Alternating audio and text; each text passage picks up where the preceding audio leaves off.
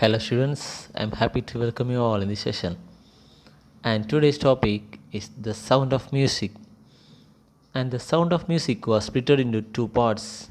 Part 1, Evelyn Glennie listens to sound without hearing it. Then the part 2, the Shenai of Bismillah Khan. Let us see about part 1. It was written by Deborah Cowley. She was born in India and grew up in Canada. She was graduated in English University of Western Ontario. She has written articles for the British and international editions of Reader's Digest. Let's see the first part. The first part was given as 10 points. Rush hour crowds jostle for position on the underground train platform. A slight girl, looking younger than her 17 years, was nervous yet excited as she felt the vibrations of the approaching train. It was her first day at the prestigious Royal Academy of Music in London and daunting enough for any teenager fresh from a Scottish farm. But this aspiring musician faced a bigger challenge than most. She was profoundly deaf. Then, during the rushing hours in the underground train platform, a small girl was less than 17 years of age. She was very nervous and feeling the vibrations of the reaching train. It was her first day of the music class in London. She was from Scotland and just reached London, that is, Scottish farm. But she wanted to face a bigger challenge because she was extreme deaf. She could not hear anything. Then the next second point.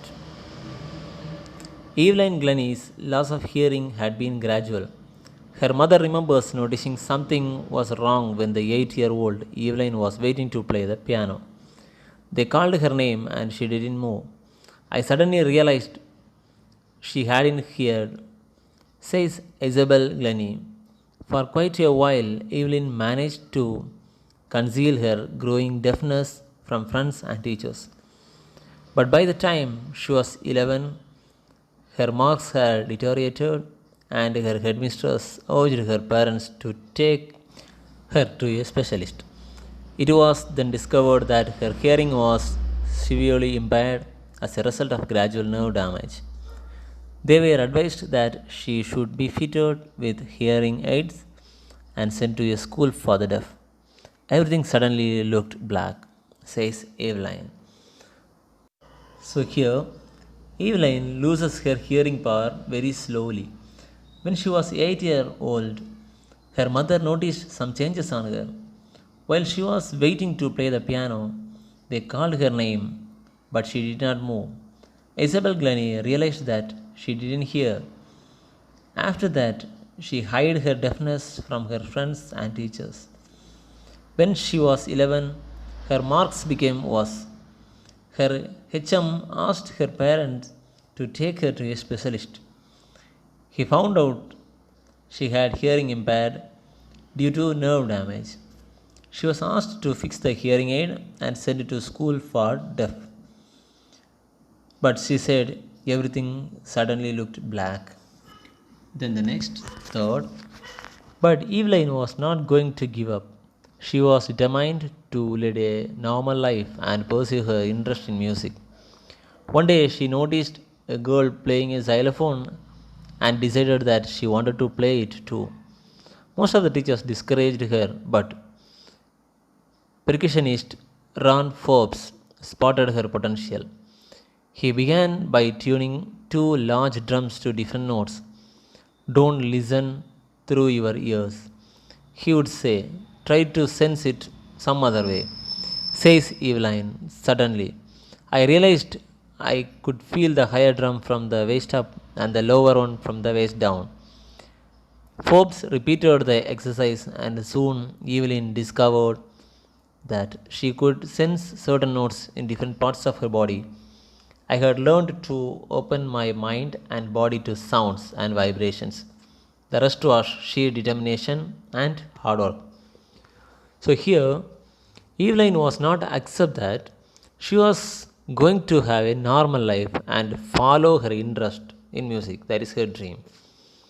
One day, she saw a girl playing a xylophone and she decided to play that.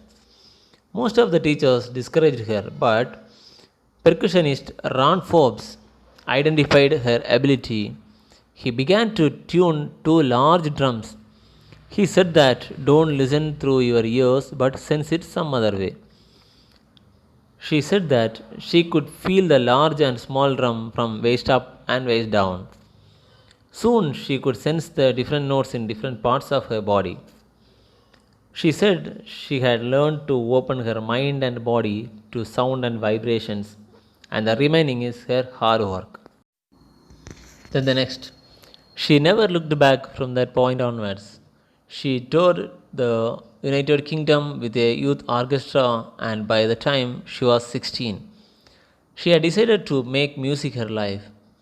She auditioned for the Royal Academy of Music and scored one of the highest marks in the history of the Academy.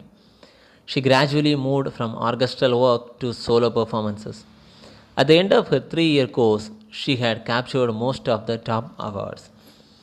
So here, she never turned back in her life. At the age of 16, she went to UK with a youth orchestra team. She auditioned for the Music Academy and scored the highest mark in the history of the Academy. She started her solo performances also. At the end of her course, she got most of the top awards. Then the next. And for all this, Evelyn won't accept any hint of heroic achievement. If you work hard and know where you are going, you'll get there. And she got right to the top, the world's most sought after multi percussionist with a mastery of some 1,000 instruments and hectic international schedule. So here, she won't accept any heroic achievements. You must work hard and know where you are going, and you will reach there. She reached the top, and she was the mastery of some 1,000 instruments and has very busy international schedule.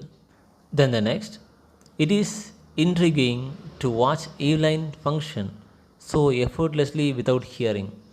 In our 2 hour discussion, she never missed a word. Men with bushy beards give me trouble, she laughed. It is not just watching the lips, it's the whole face, especially the eyes. She speaks flawlessly with a Scottish lilt. My speech is clear because I could hear till I was 11. She says, but that doesn't explain how she managed to learn French and master basic Japanese. She is achieving without hearing. To us discussion, she has never missed a word. It is not watching the lips, but the whole face, especially the eyes. She spoke good Scottish slang. She could hear till 11, so she spoke without mistakes. She has learned French and basic Japanese language too. Then the next. As for music, she explains, it pours in through every part of my body. It tingles in the skin, my cheekbones, and even in my hair. When she plays the xylophone, she can sense the sound passing up the stick into her fingertips. By learning against the drums, she can feel the resonance flowing into her body.